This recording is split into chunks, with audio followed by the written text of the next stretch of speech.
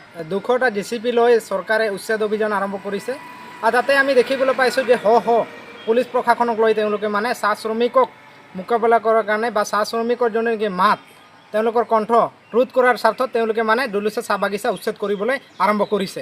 সেইটো আমি তীব্ৰ ভাষাৰে গৰিহণা দিছোঁ, কাৰণ চৰকাৰে এক বছৰ বৰ্গপূৰ্তি পালন কৰাৰ পিছতে তেওঁলোকে চাহ শ্ৰমিকৰ জীৱনৰ প্ৰতি ভাবুকি সৃষ্টি কৰিছে আৰু তেওঁলোকে একাংশ বণিক গোষ্ঠীৰ স্বাৰ্থত তেওঁলোকে মানে বাগিচা অঞ্চল টাৰ্গেট কৰি লৈছে আৰু বাগিচাৰ যিসকল ভূমি তেওঁলোকে মানে টাৰ্গেট কৰি তেওঁলোকক উচ্ছেদ কৰি তেওঁলোকক মানে ভয় ভাবুকি দেখুৱাই তেওঁলোকে বাগিচাত বিভিন্ন ধৰণৰ আঁচনি লোৱাৰ মানে পদক্ষেপ লোৱা দেখিবলৈ পাইছোঁ। গতিকে চৰকাৰক আমি সকীয়াই দিব বিচাৰিছোঁ, আপোনালোকে কৈছিলে যে চাহ শ্ৰমিকৰ জীৱন নিৰাপত্তাৰ ক্ষেত্ৰত আপোনালোকে ব্যৱস্থা গ্ৰহণ কৰিব।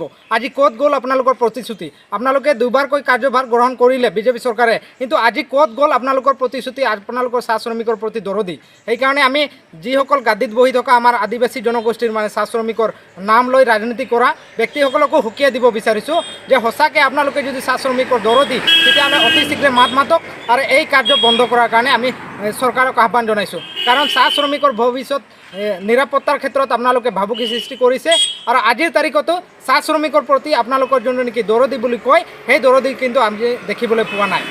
হয়, আমি চৰকাৰে কৈছে যে দলুচা চাহ বাগিচাত তেওঁলোকে বিমানবন্দৰ স্থাপন কৰিব আৰু বিমানবন্দৰৰ কাৰণে অকল চাহ শ্ৰমিকৰ মাটি পালে নেকি?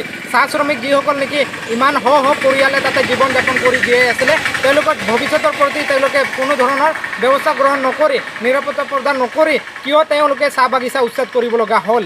কাৰণ চৰকাৰৰ এটাই মানে সদিচ্ছা দেখিবলৈ পাইছোঁ যে তেওঁলোকে চাহ শ্ৰমিকৰ প্ৰতি কোনো দৰদী নহয়, তেওঁলোকে চাহ শ্ৰমিকৰ জীৱনৰ প্ৰতি কোনো এটা ভাল পদক্ষেপ নলয়, তেওঁলোকে অকল বণিক গোষ্ঠী তথা ধনী শ্ৰেণীৰ কাৰণে এটা এজেণ্ট হিচাপে কাম কৰিছে আৰু ধনী শ্ৰেণীৰ ভাল এটা ব্যৱস্থাৰ কাৰণে তেওঁলোকে চাহ শ্ৰমিকক উচ্ছেদ কৰাৰ কাৰণে দেখিবলৈ পোৱা যায়।